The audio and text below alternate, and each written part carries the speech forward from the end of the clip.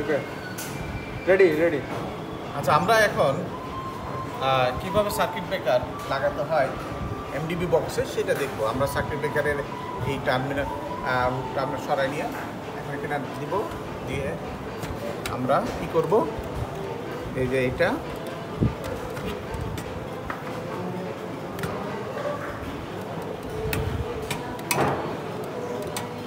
ঠিক আছে, এভাবে প্রত্যেকটা সার্কিট ব্রেকার আলাদা আলাদা করে আমরা কিন্তু লাগাতে পারি।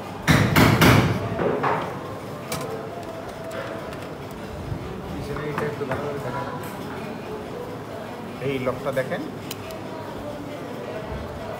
এভাবে টেনে এভাবে দিলে এই বাসবার আছে, বাসবারে এই আটকে যাবে।